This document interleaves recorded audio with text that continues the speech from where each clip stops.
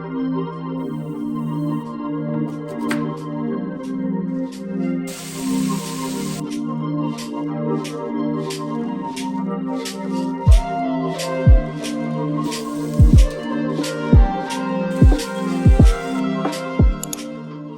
my god, to think that now I'm at like almost 4,000 subs is kind of crazy. Like, it's a small little family on here, and it means a lot to me, honestly. Like, you guys have been saying such nice, sweet things, and you have no idea how much it means to me. Like, I really appreciate y'all. So yeah, this week we are back with another weekly prep. We're doing it in a long format this time. If you're new to my channel, hey. If you are returning, thank you so much. I really do love and appreciate all the support. And if you find any value in this video, give it a thumbs up and let's get into it.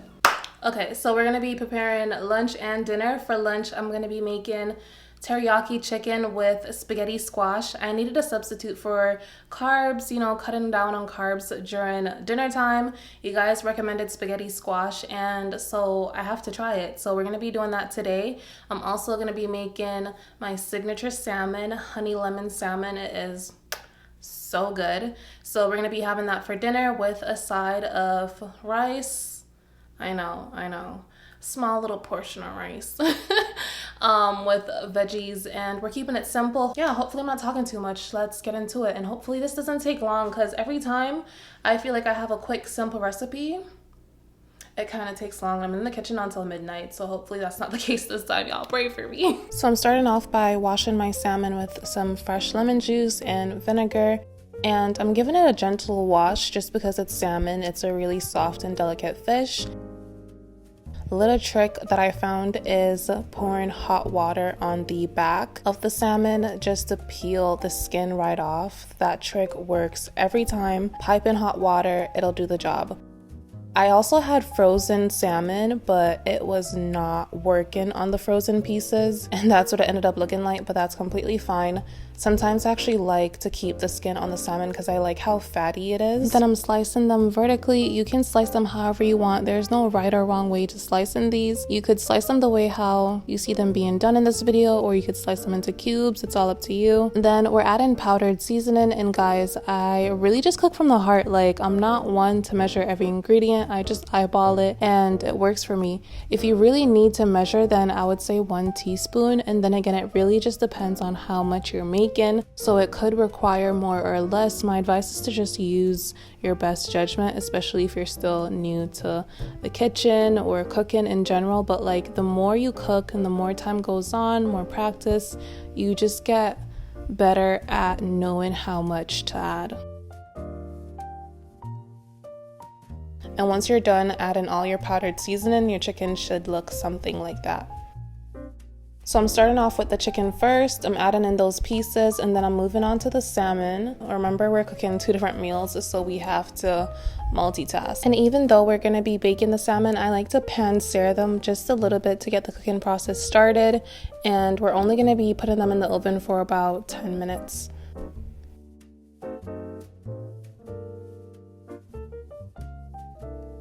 And I have to tell you what ended up happening to me. I actually ended up getting cannery melon instead of spaghetti squash. They look exactly alike, okay? But delicious fruit, absolutely loved it. But it's not quite what I wanted, so I had to head back to the store just before filming and get another one. Now, I heard that the way to slice it is not from top to bottom, but straight in the middle, right across. That way you can get longer noodles. And I've actually never had spaghetti squash before, so I was really intrigued, and I thought that cutting it across would be the toughest part, but the hardest part was actually scooping out the guts. All of those seeds and just the stomach of the squash was really hard to come out, so I had to put down a spoon and go in with my hands. I also added salt and black pepper. I also sprayed it with some avocado oil. The salt and black pepper actually added a nice little flavor to the squash as well, so definitely don't skip that step if you decide to recreate this recipe.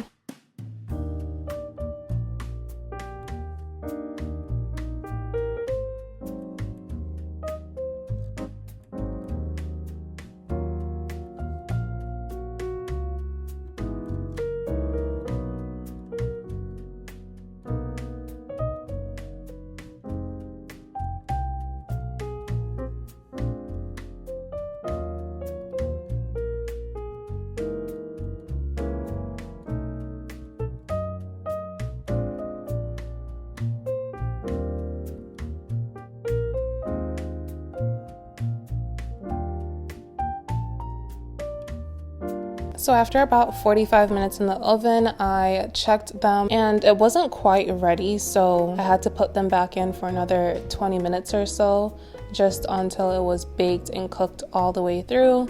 And then I just moved on with the rest of my meal prep while that was going and worked on my veggies for lunch and dinner. To make it easier on myself, I'm just making sure that I do the same vegetable for lunch and dinner. That way I'm not having to prep two different types of veggies or sides to go with both meals. It'll just be the same. That's a little tip to like simplify your meals. I don't do it all the time, but on days where I just want a simple recipe, I just don't want to be in the kitchen cooking too much, I'll make one big batch of veggies and I'll split it for both meals. So after another 20 minutes, the spaghetti squash looked about right, so I started scraping those out. I'm actually really impressed. Like, it's so buttery. It has a really nice flavor. I don't know how to explain it. But we're gonna move on to the honey lemon sauce. You're going to need the juice of half a lemon, and if you have anything like clementine or oranges, you could also use half of that as well, and honey and soy sauce. About a tablespoon of both, and you're gonna pour that over your salmon and put it in the oven for at least 10 to 15 minutes to finish off the cooking process. So while the salmon is finishing off in the oven, we're gonna work on the sauce. For the chicken, you're gonna need a small little nib of ginger, and you're also gonna need at least 2 to 3 cloves of garlic. You're gonna pan fry those for about 1 to 2 minutes until it's brown.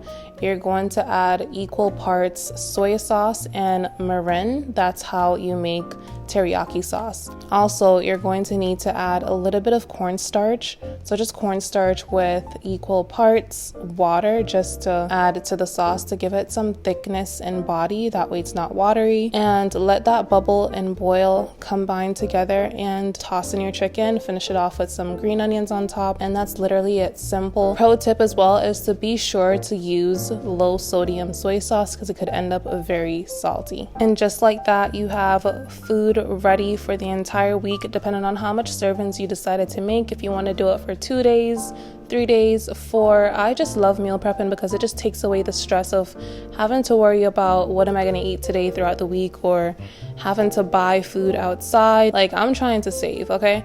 And a lot of people are also saying like they can't eat the same thing twice or 3 times. That's absolutely fine, to each its own. I love meal prepping because it just erases all the stress of like, what am I going to eat throughout the week, and my food is ready to go. I just pop it in the microwave. But yeah, I absolutely love meal prepping. It works for me, it works for my schedule, it works for my pockets, and I just love having ready to eat meals on the go. But yeah, thank y'all so much for putting me on to spaghetti squash. It's definitely one of those things that I can include into my meal preps. I do see myself making it again. It's really nice. Like, I'm actually quite impressed. Like, it definitely embodies the name spaghetti squash. Like, it has such a nice taste, and definitely add in salt and black pepper brings out the flavor even more. So like I said, if you do decide to make this recipe, definitely remember to add a little bit of salt and black pepper to just bring out the flavors even more.